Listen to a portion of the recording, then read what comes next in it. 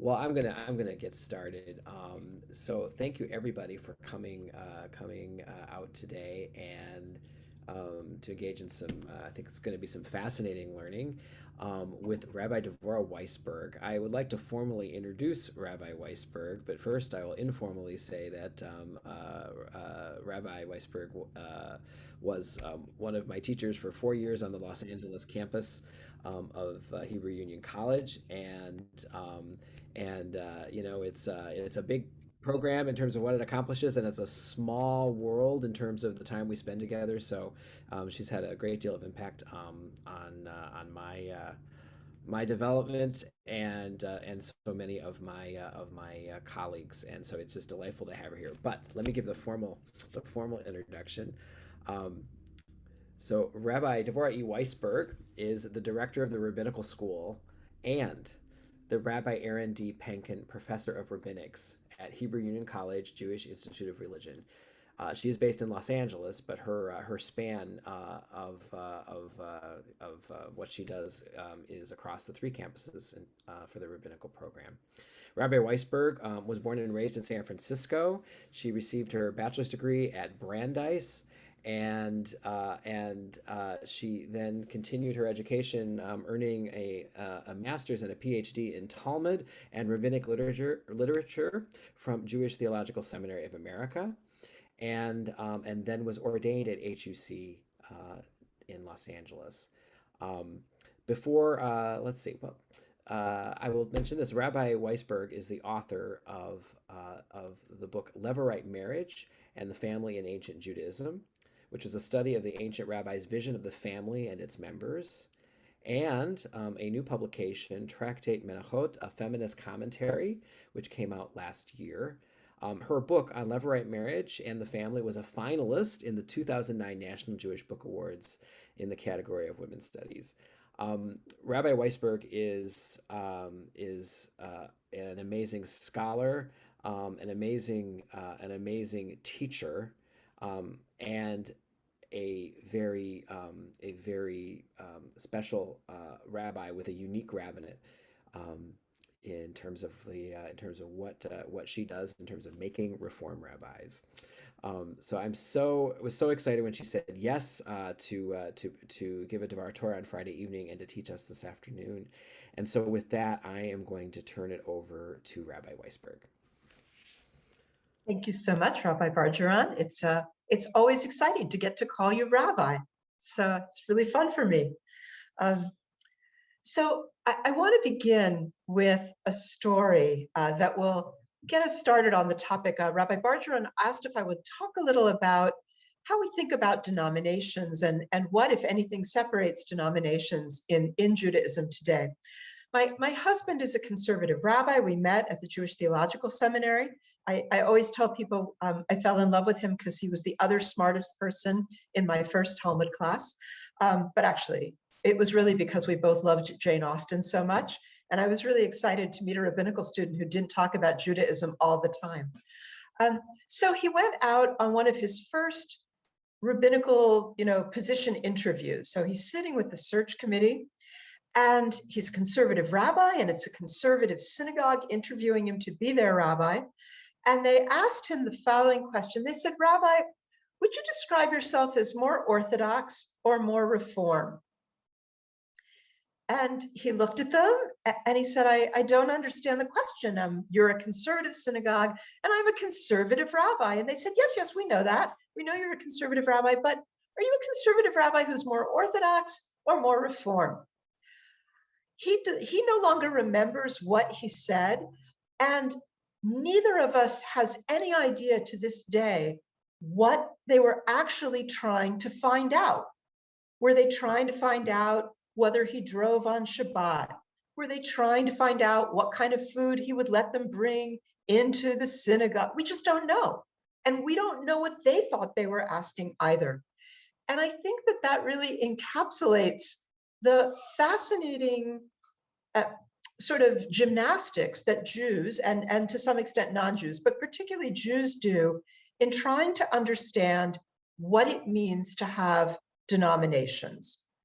And I'd like you to think just for a minute if someone said to you, you know, I'm a Reform Jew or an Orthodox Jew or a conservative Jew, or if somebody, you know, said to you, what kind of Jew are you, if you're Jewish, or what would you, how do you understand those labels? What does it mean for someone to say, I am a fill in the blank Jew?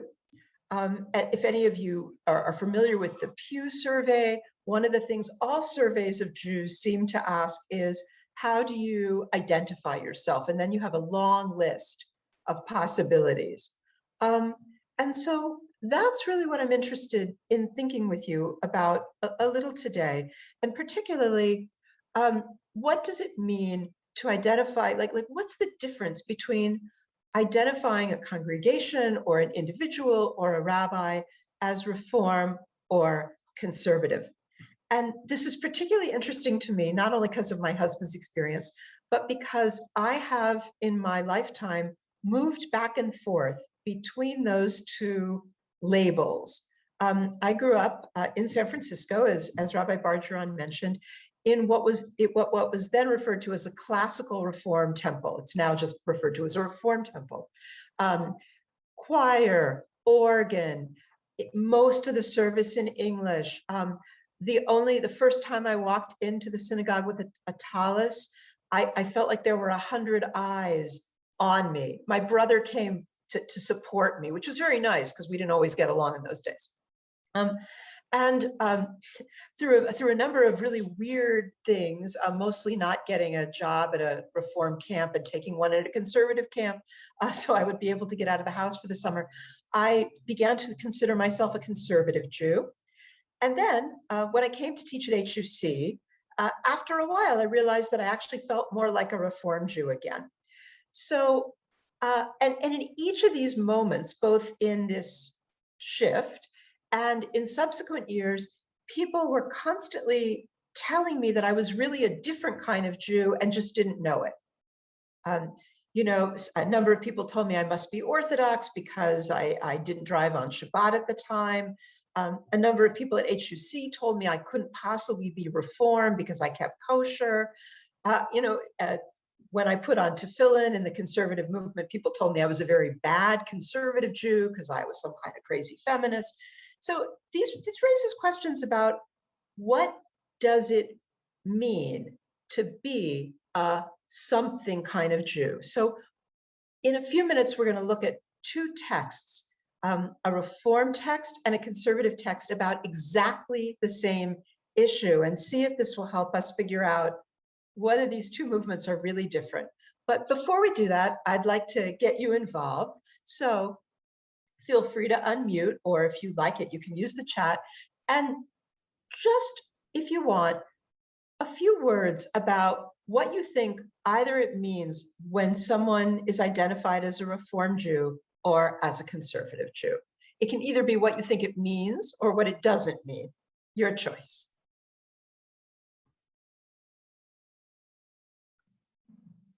We're a small group, so if you want to say something, you could just unmute yourself and talk. We don't need to raise hands.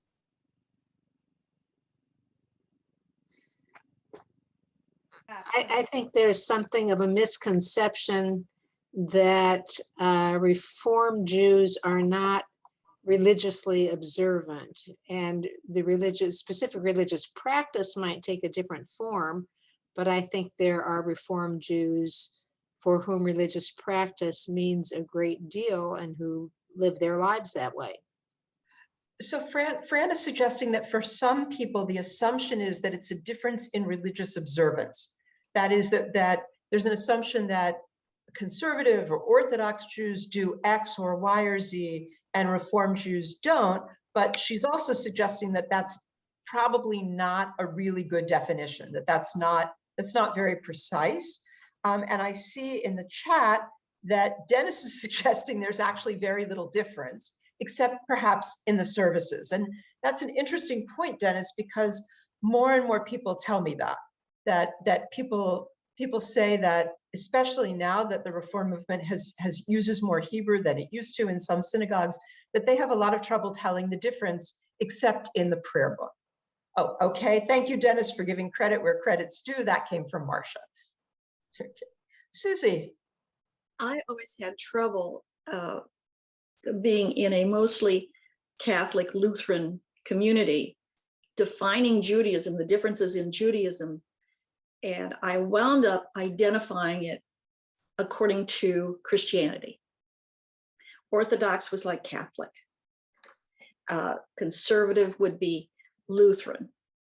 And then Reform would be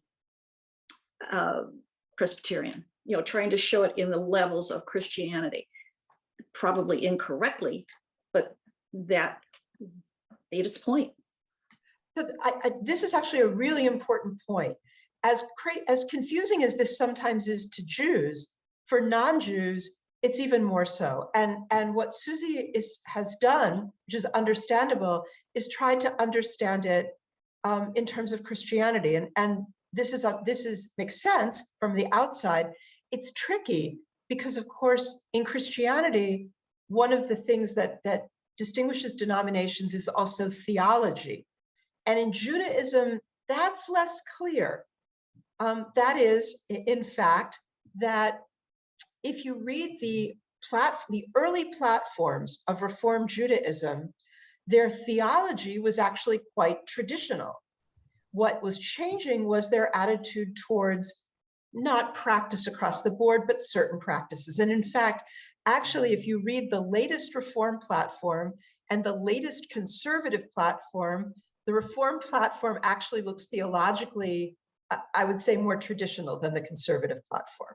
But mostly, by the way, because the conservative sort of manifesto was trying so hard to be inclusive that it reads like some of us think this and some of us think that and others think that. And in order to make everyone feel comfortable, which makes it really hard to state a theology. Okay, anybody else? So, Yes. Can you guys hear me? Mm-hmm. One thought I had, and I don't know that it's correct, but my impression was Reform Judaism was not bound by the halakha, whereas conservative Judaism has more binding to the halakha. Great. So this is actually, I think, the key philosophical or ideological difference between Reform Judaism and conservative Judaism. I'm going to explain it, and then I'm going to explain why that's so hard for some people to actually see. So what we've been suggested here is that the difference is the way that each denomination or each movement looks at Jewish law, halakha. The conservative movement states quite clearly in its platform that conservative Judaism believes that Jewish law is binding. That is, they believe that it evolves and that it may not be the same today as it was 100 years ago or 500 years ago, but what the rabbis today say it is binding.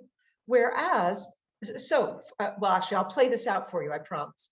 Whereas the Reform movement says that, first of all, tends not to talk about halakha as an overarching idea, but talks about mitzvot or observances or practices, and says that ritual is not binding, it's not obligatory, but rather that every Jew has the autonomy to make those decisions for themselves.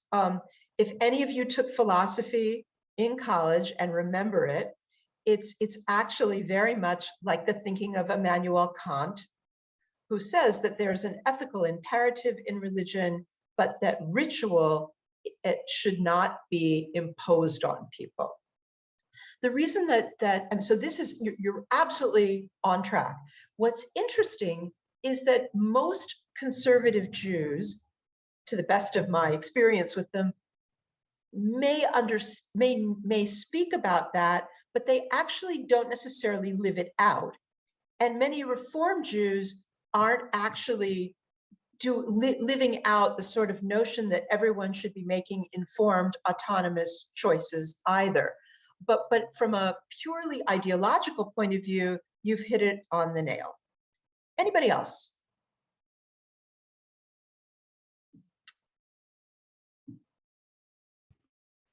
So I was thinking of some of the practical differences, like 2 days of Rosh Hashanah versus 1 day of Rosh Hashanah. So some of the way that they are just practically observed in terms of the holidays and festivals.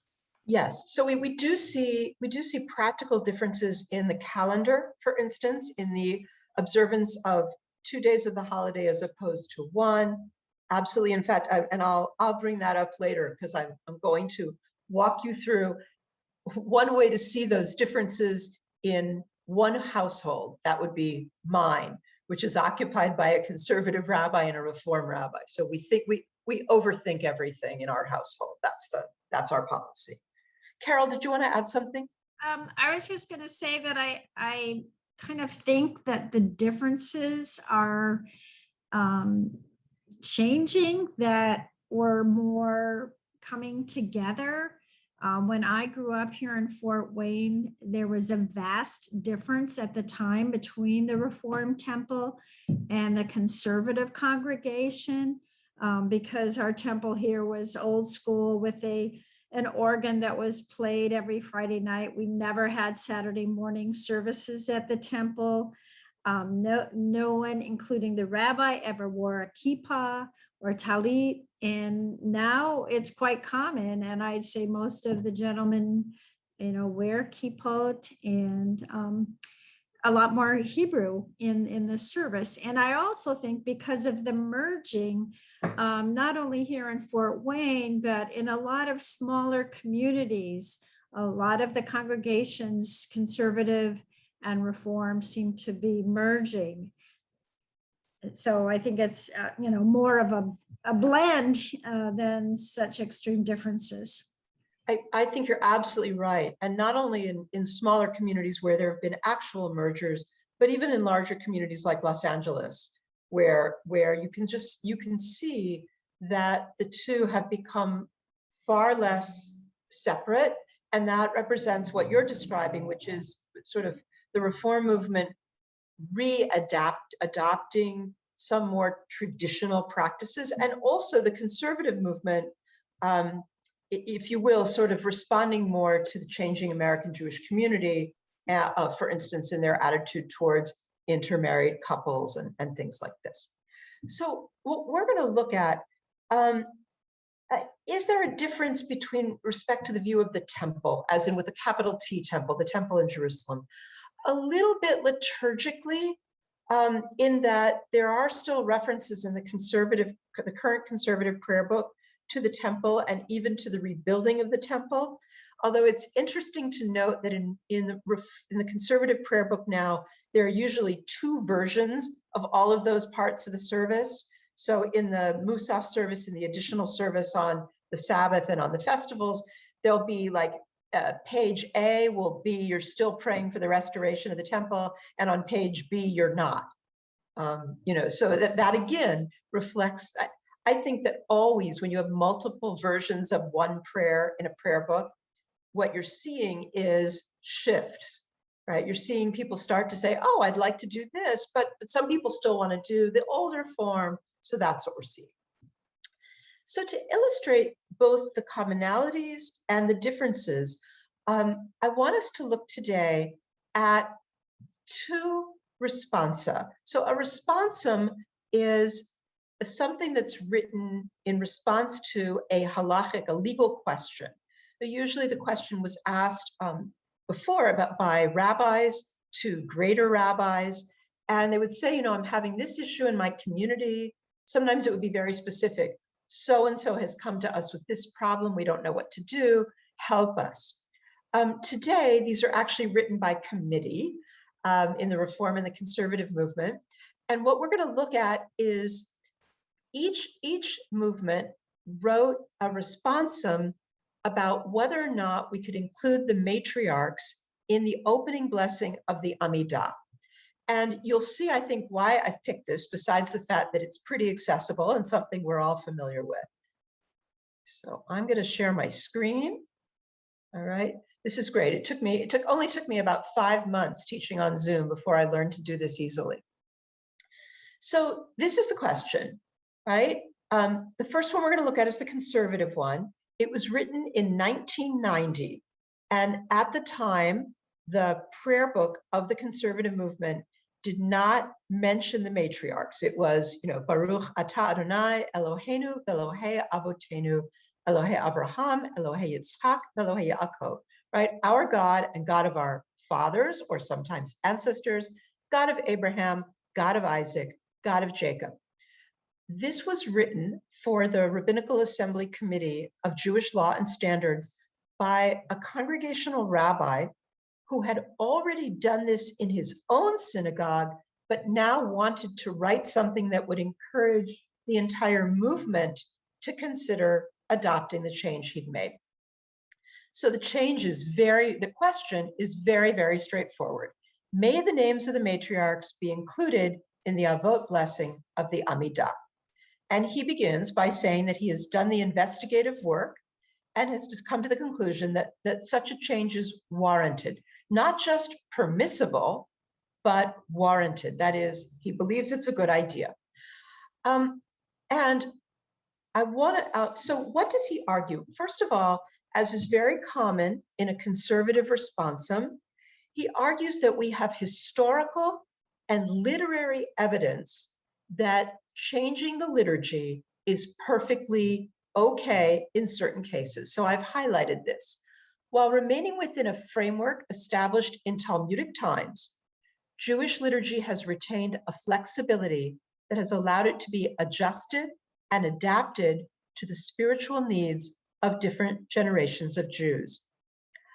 And down a little further in that paragraph, right, the subsequent versions of the Amidah, compared to the one that he's spoken about, reflect considerable change that corresponded to the theological needs of later generations. So this is a very good example of a conservative responsum in that it acknowledges the validity of historical evidence and literary evidence for change. Not only, he says, I'm going to propose a change, and I'm going to argue that while this change may be new, change in the liturgy is not a new idea. And it reflects the need to be flexible, to adapt to the spiritual needs of different generations. As we change, our concepts of prayer change, what we want to talk about with God changes, and that's okay. He's now argued that it is religiously acceptable to make change. And then he goes on, and I won't give you all the particulars, but now what he does is also completely normative in a conservative responsum. He begins to prove that the tradition itself, the people who wrote the codes of Jewish law and the Talmud, accepted that there were standards and there was space for change. The two major texts that he cites are the Talmud, which lays out the basic rules for our liturgy, including how many blessings there are in the Amidah, what constitutes the language of the blessing, which requires, as he notes, Shem v'Malchut, that we mention the name of God and the kingship of God, and the fact that that's unchanging.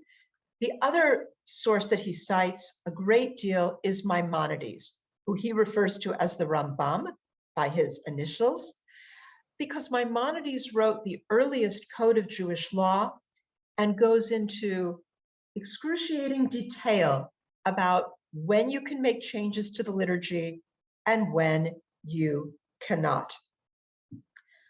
And after going through all of this, all right, and I did cut it for the sake of, this is how he concludes.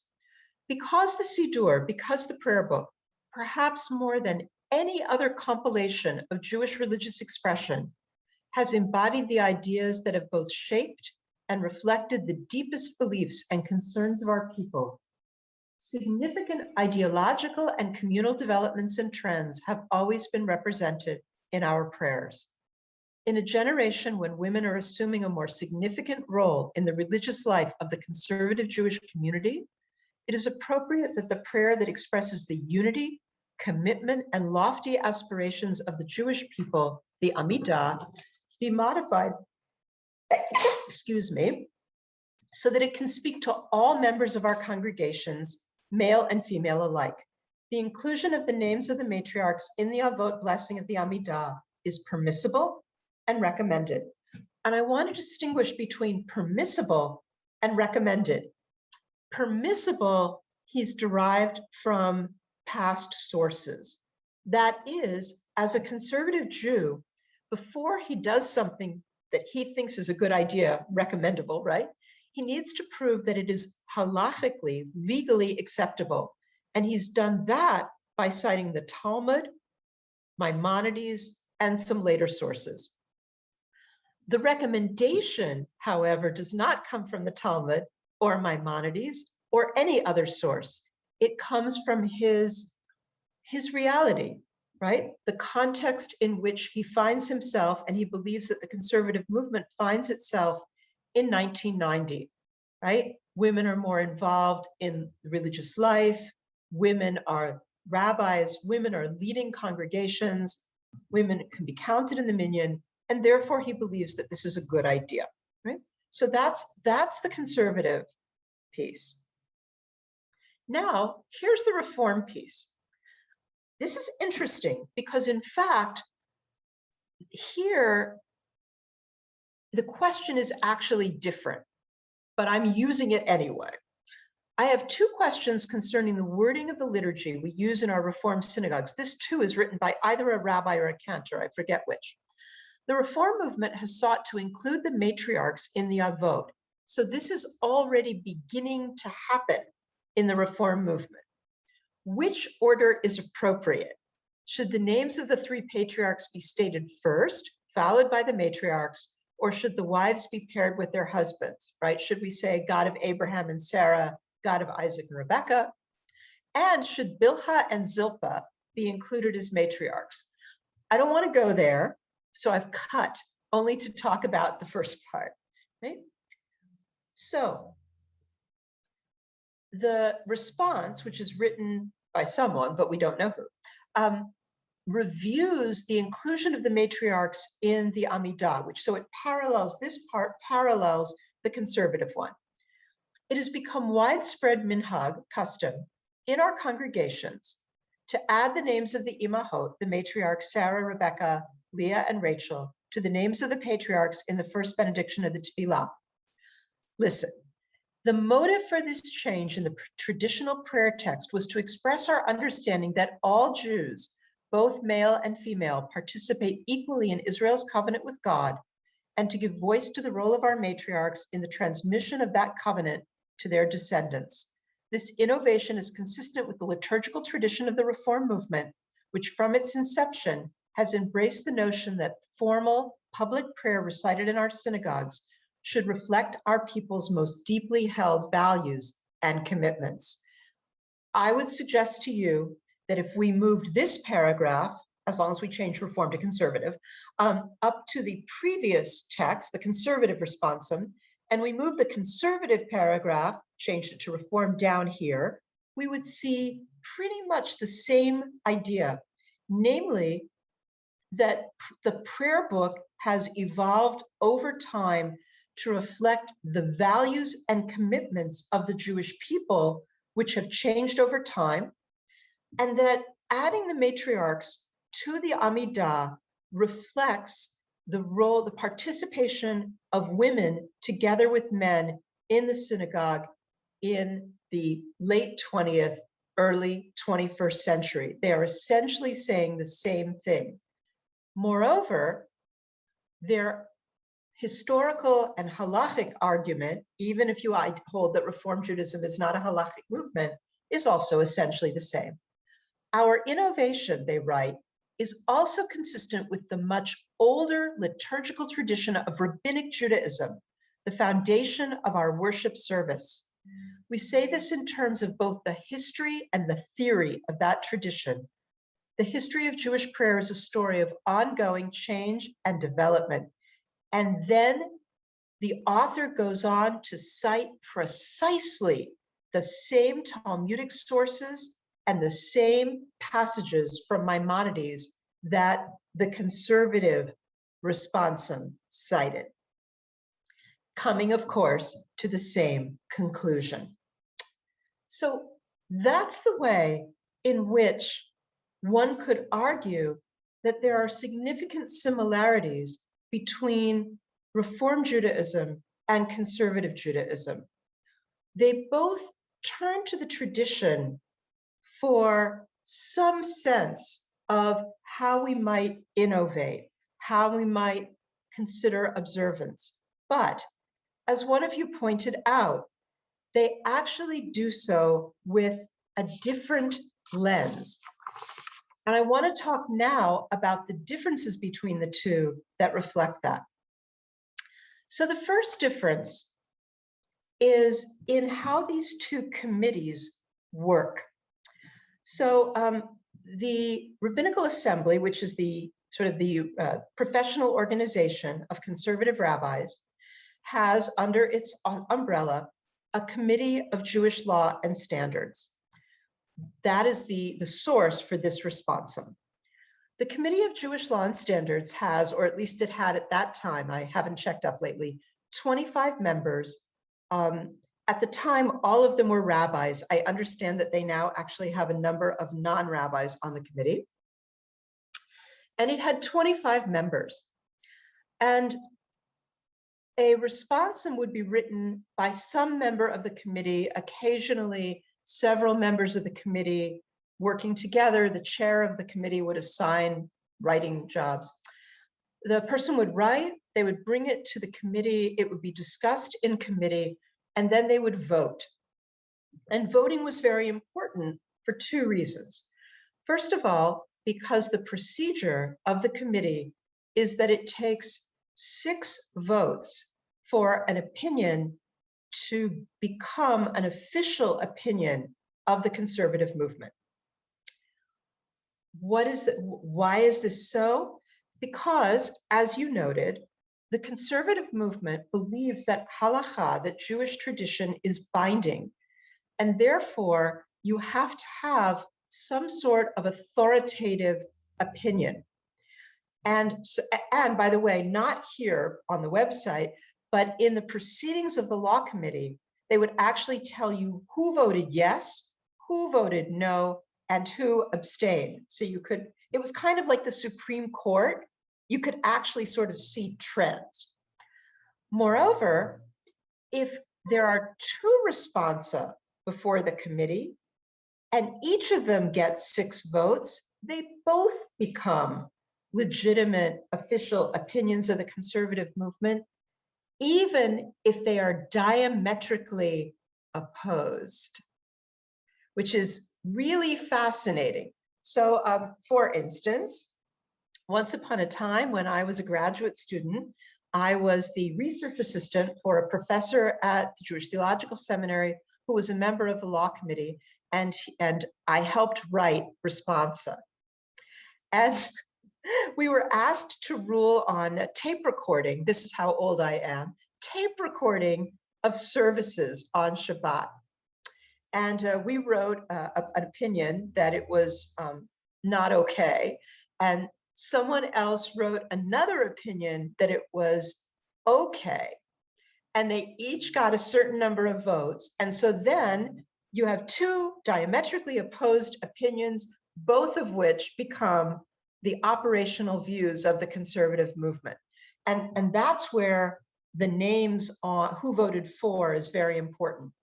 Because the other thing that the conservative movement argues is that each rabbi is, they use an Aramaic term, the Mara Da'atra.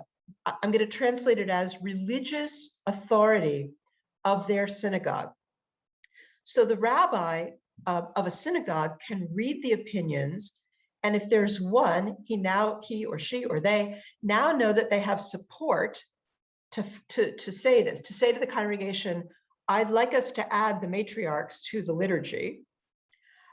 And if there are 2 opinions, then theoretically, they can also say, I'm going to suggest we go, or I'm going to insist we go this way, and I have the backing of the movement. So this is what it means to have a halachic movement where you believe in halachic evolution. You believe that there can be change, but you believe that it needs to be change that's approved top down. Now, the Reform movement works somewhat differently.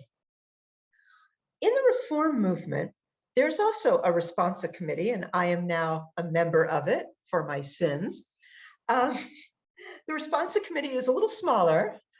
We all fit on a Zoom screen, but we don't vote. Again, the chair of the committee can write a responsum herself, as it happens, or she can ask a member or members of the committee to write it. It then goes up as a Google Doc, thank God for technology, and we can all make notes and comments and input. Then it gets revised, then we make more notes, it gets revised again. So for instance, the responsa committee of the Reform movement just issued a responsum on reopening after COVID. And we worked very hard on this.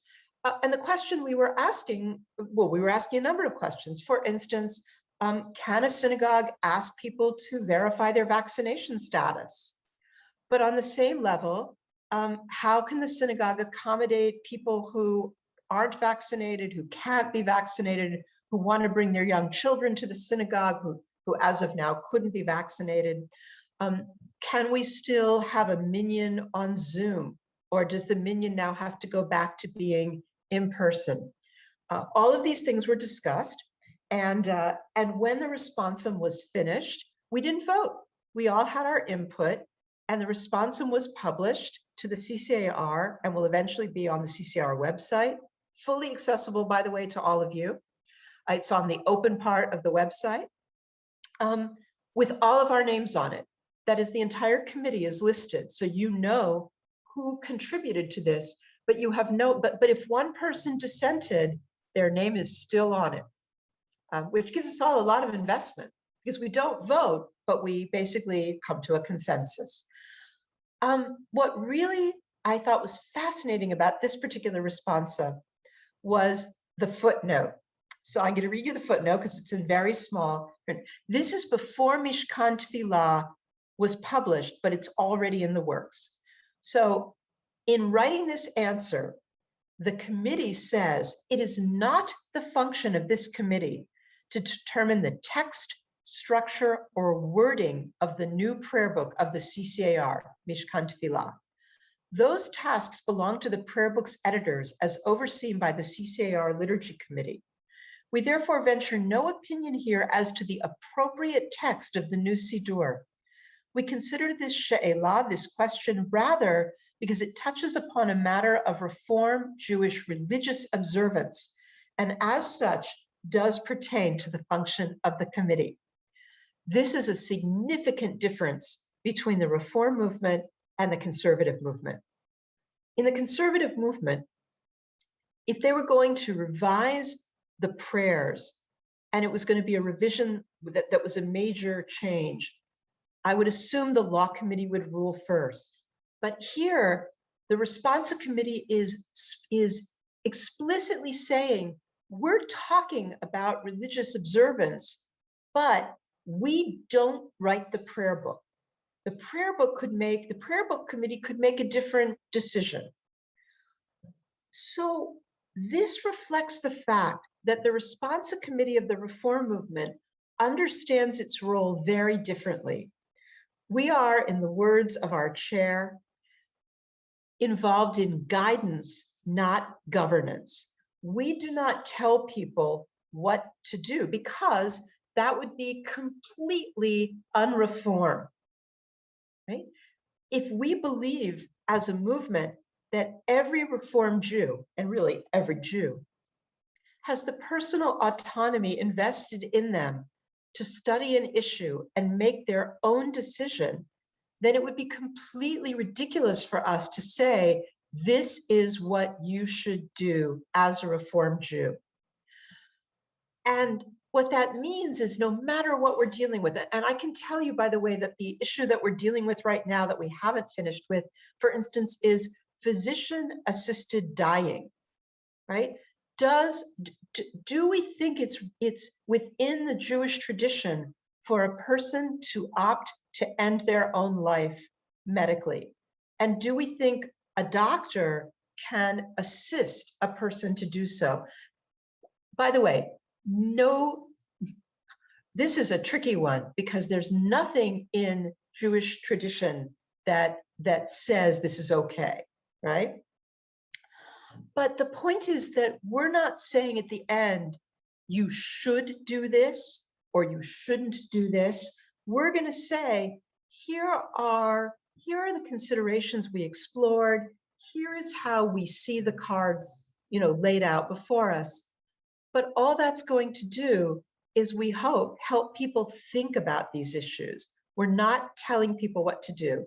The previous chair of the committee said, we are involved in persuasion, right? We have to make a good case, but the jury is you, essentially. And so that's a huge difference in the way we think about what we're doing. So let me take a pause here and see if you have questions.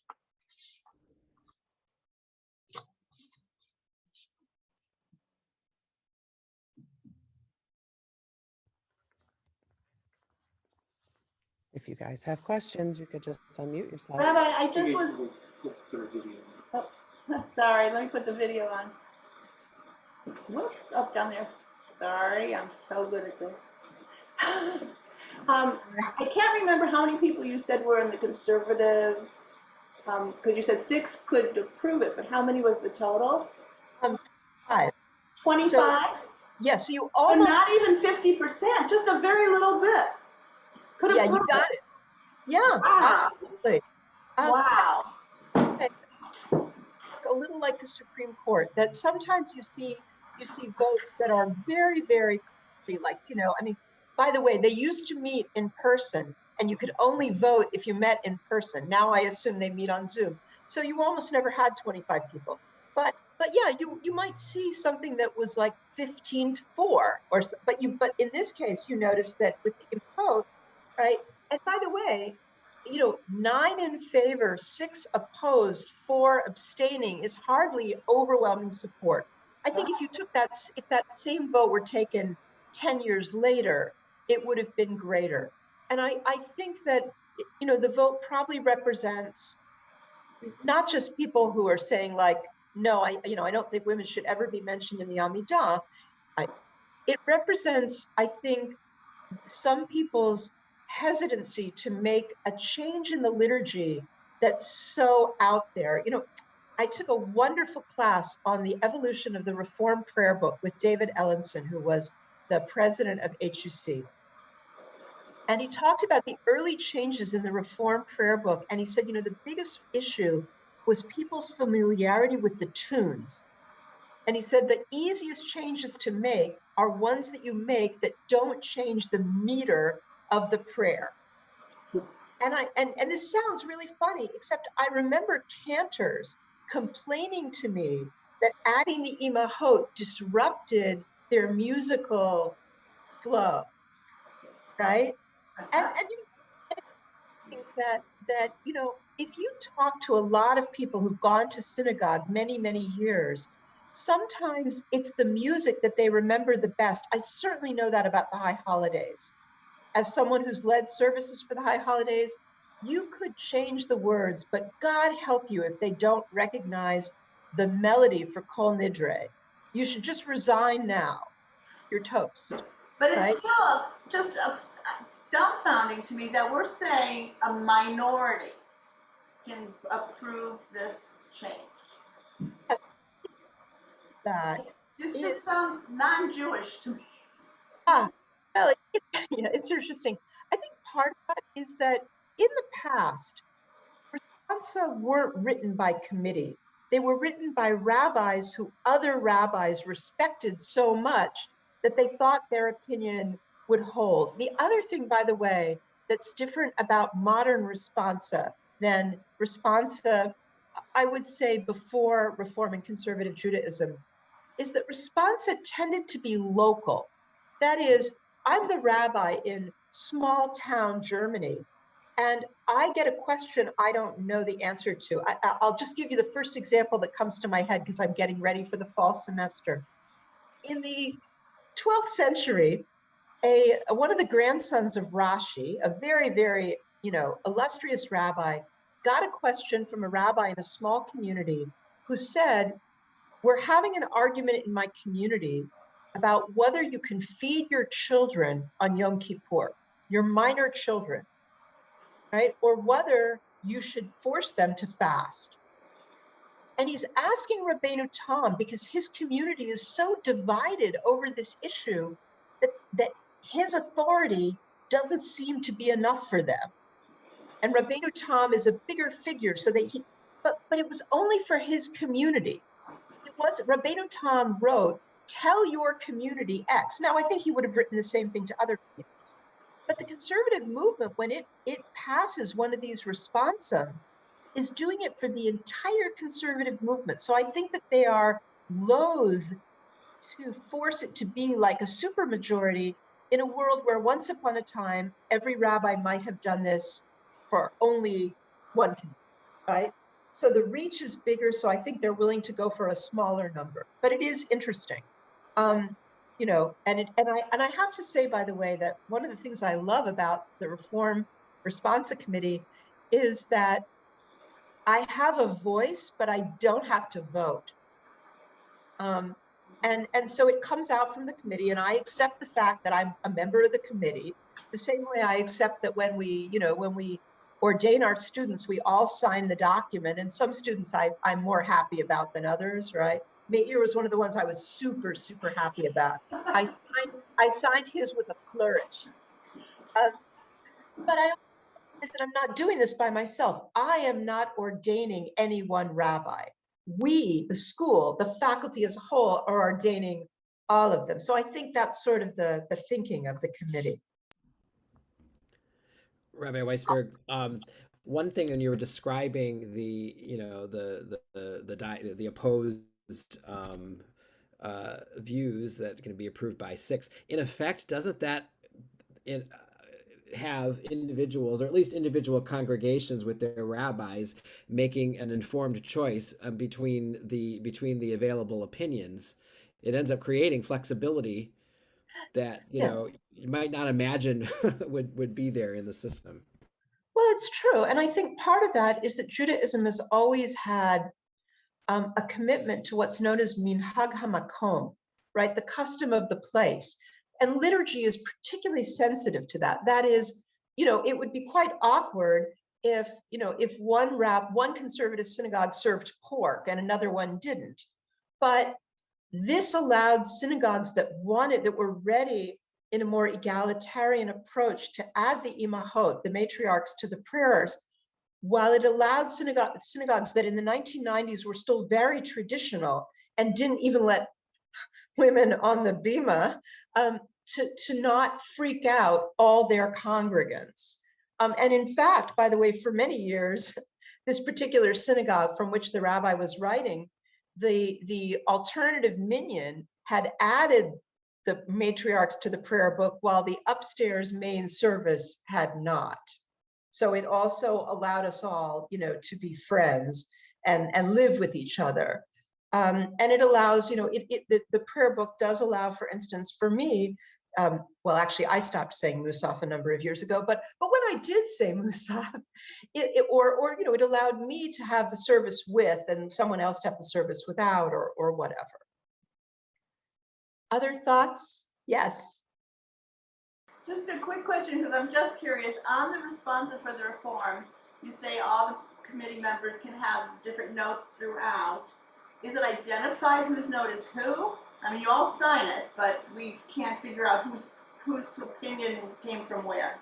What we look to do is to create something that we all feel reasonably comfortable with. So, for instance, one person on the committee, I think, really hated Zoom. She just hated it. It never did it for her. And she's not a congregational rabbi. This isn't me. She's not a congregational rabbi, so she just didn't go to services for a year. But there are a lot of congregational rabbis on the committee, and they said, look, Zoom is real now. of course, we're going to go back in person, but we have people who are now able to join us who won't be able to join us in person yet. And we really want to still allow them. And, or like, I said, look, during Zoom, I went to a lot of Shiva minions that were entirely on Zoom. And I was able to be at Shiva for people 3 time zones away, the same way I'm able to be here with you today. And I said, honestly, if God forbid I found myself needing to do Shiva minions, right, needing to sit Shiva, I would now opt to have at least one of my Shiva minions on Zoom so that my family and friends who aren't in LA can be there. And if you tell me that's not a minion, I'm going to say, well, I won't say what I'm going to say, and that's my proof, right? But it's interesting that we also made a conscious decision that we didn't want to leave Reform Jews feeling like the committee had told them, you don't have an option. And so we massaged it a little, and the person who doesn't like Zoom agreed that Zoom was an okay way to do certain things. And the rest of us agreed that, of course, we would much rather be back in person if we could, right? That we miss each other, that it's not that Zoom worked for us. And as my late mother used to say, it's better than a poke in the eye with a sharp stick. But it's not the same as being able to turn to the person next to you at the end of services and say Shabbat Shalom to them, right? It's just not. And the cacophony when you say Kaddish is dreadful. All right. So yeah.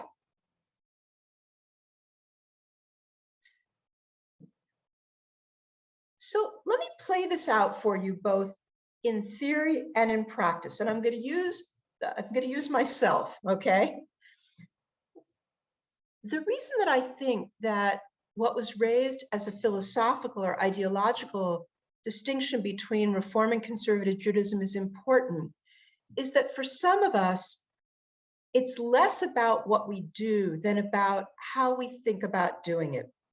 So when I was 17, I went to college, and I went to college having just spent my first summer ever in the conservative movement, because the URJ, then UAHC camp where I had been a camper, told me they didn't need me. They didn't need another staff member. And there I am about to graduate from high school. And the last thing I want is to spend the whole summer at home with my parents. So somebody I knew said, hey, the conservative camp near you is really short on counselors. Why don't you call them? And I said, they'll never hire me. I'm a Reform Jew. Why would they want me at their conservative camp? And she said, you know how to read Torah, and they'll take you just for that. Sure enough, they said, we hear you read Torah. And I said, yes. And they said, you're hired. So I went to the conservative camp, and I really had such a great time. I loved it. I loved praying in Hebrew.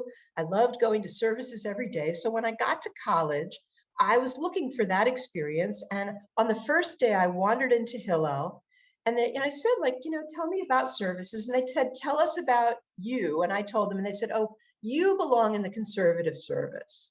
So I became a conservative Jew, sort of, by accident. And then I went to JTS to get a PhD in Talmud, and I married a conservative rabbi, and I spent all this time in conservative synagogues as a rebbitzin. And then I come to HUC, and HUC says, hey, we don't care what you are, we hire you because you're a good teacher. But the more time I spent at HUC, and the more I thought about it, I realized that over the years, over the 20-something years I had been a conservative Jew, my attitude towards what I was still doing exactly what I was doing before. I don't use the telephone on Shabbat. I love going to services where everything's in Hebrew. I keep a kosher home. I daven every morning with tefillin and talit, the whole 9 yards. But I also realized that I wasn't doing it for the reasons I was doing it when I was 20. When I was 20, the world was very black and white, and I really believed that this is what I had to do once I started doing it. And it was really clear, because if I accidentally hit a light switch on Shabbat, I freaked out each time. which was like what happens when you're 20 and everything seems really serious. But in my 40s, when life is more nuanced, I began to realize that I still was doing what I was doing, but I knew I was doing it because I wanted to. Not because I thought there was going to be a lightning bolt, not because I thought God was going to hate me if I forgot to pray one day, but just because these were the things that I loved doing, and they made me feel connected to Judaism. And I realized that what I was a very, very observant Reform Jew. And then I had colleagues who said, "You're not really a Reform Jew." And I said, "Excuse me, if I say I'm a Reform Jew, how can you tell me I'm not a Reform Jew?" I understand people telling me I'm not an Orthodox Jew. They're right. So, and one of my oldest friends is the director of the rabbinical school, the conservative rabbinical school down the road from HUC. And we often invite students over and we do like the dog and pony show, because we both grew up at a classical Reform temple, and he's now the director of a conservative rabbinical school, and I'm the director of a Reform rabbinical school. But he always says, "I need to tell you that even though Rabbi Weisberg is the Reform rabbi and I'm the conservative rabbi, Rabbi Weisberg is actually the more religious Jew. Her theology is more traditional, her observance is more consistent. So what makes him conservative and me Reform? Something that's going on in our heads, clearly, not something that's going on in our kitchens." Right? How does this play itself out? So here's my house. Until about 5 or 6 years ago, we observed 2 days of Yom Tov, 2 days of Rosh Hashanah, 2 first days of Sukkot, 2 last days of Sukkot, 2 days at the beginning and the end of Passover, and 2 days of Shavuot, a lot of holidays. I don't know if any of you have ever observed 2 days of holidays, but when they fall adjacent to Shabbat, it's like 3 days where you can't do a lot of things. And neither my husband or I find this tremendously fulfilling now. This was the conversation. My husband said, "I really don't find the second day of the festivals very meaningful at all, very religiously meaningful. But I'm a conservative Jew. And until the Conservative Law Committee votes, 6 votes, that the second day of festivals is not necessary, I will continue observing it." And I said, I'm a Reform Jew. I feel about the second day of the festivals exactly the way you do. I find it really religiously unmeaningful. But the difference is I'm a Reform Jew. We've both read the same passage in the Talmud about the origins of the second day of the festivals. We've both read the same stuff. I am making a personal decision, very informed, by the way. I wrote my dissertation on the tractate of the Talmud that deals with the second day of the festival. So boy, have I read it, right? I said, I am making a decision that this no longer is religiously meaningful for me. And on the 8th day of Passover, I will be at our favorite coffee place eating my first croissant. And, we kind of, it works, right? We're both fairly tolerant people. He discovered that it's really good because if he forgets to set up a light or something, he can get me to do it. And I don't bring chametz back into the house on the 8th day of Passover because it's Passover for him, and all of that. But that's actually, we have created a life based on the fact that we are both deeply observant Jews who come at it from a different point of view. And we just hit 1 hour, so I'm happy to take questions, comments, your thoughts, but I also am happy to honor the fact that it's Sunday and you all want to go do what it's, let's see, you might want to go have dinner or go out to the park. By all means, if there are any questions, if we have a few questions, let's definitely hear them. I think for me, first of all, thank you very much for sharing your learning with us. It was very insightful and I enjoyed it tremendously. I think for me, what I have difficulty with is I'm not sure where I fit, because I don't think I'm Reform, and like I think that the halakha is relevant, but what I think confuses me about it is because you can have more than one answer for that question. And so therefore, sometimes I feel like I want that guidance, but I can do A or I can do B and I'll be okay. And that doesn't sit well with me. That I think is one of the challenges of conservative Judaism and of Reform Judaism too, of course, right? But in reality, that is actually the challenge of Judaism, because even the most traditional approach to halakha still has some wiggle room, right? My husband is writing a book, actually it's written, is about to come out with a book on teaching Jewish ethics to high school students, which he did for many years. And one of the things that I know frustrates people is when Judaism doesn't tell them what to do. Although, by the way, many of those people wouldn't necessarily listen, but they like to think that religion is directive. But Judaism is directive in lots of ways and not in others. So, for instance, there is serious disagreement in the Jewish tradition about organ donation, about abortion, about a lot of ethical issues. And that's because these are complex issues, and the sources don't address them for the most part directly, or they address them in ways which you could interpret either way. So I mean, what I always say is that there are some things in Judaism that are absolute, like monotheism, for instance, right? Or like what day of the week we celebrate Shabbat.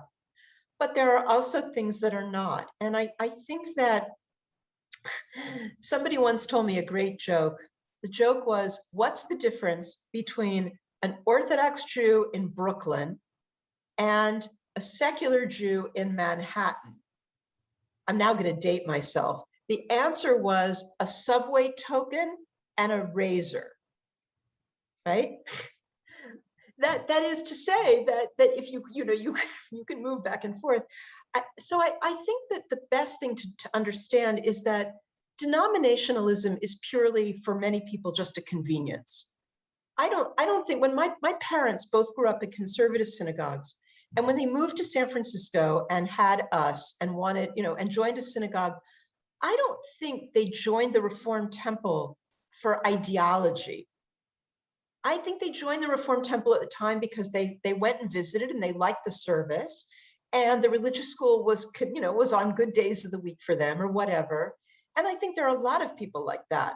They belong to the synagogue their parents belong to. They belong to the synagogue that when they move to a new community, the person they meet at work or the person they meet at the Y belongs to. And it's okay. You don't have to have a label. I think for some people, labels are not very helpful. Because it's like, I went through this. And one of my colleague, the conservative rabbinical school director, said to me, Dvora, help me understand you. We grew up at the same temple. We both went to JTS. Why are you now Reform again? And I said, look, I don't look Reform to you because you're looking at what I do. And that makes sense. I know lots of people who define their Judaism by what they do or what they don't do. I said, but I sort of live in my head a lot. I'm a professor. And I could call myself a conservative Jew and nobody would question that, because I do the things they expect conservative Jews to do, right? I said, but I would feel like I was lying, because I feel like I have to be philosophically, with it, right? I have to be philosophically honest. But I'm absolutely confident that somebody else could be doing exactly the same thing as I am and feel exactly the same way and call themselves a conservative Jew because they're more comfortable identifying themselves by what they do, or because it's, there's a reason they want to be a conservative Jew. And I don't feel like I need to go around sticking labels. I mean, I stick labels on packages and file folders and things like that. I don't need to stick labels on people. You know, hello, my name is Reform Jew is just not it. So don't worry about it.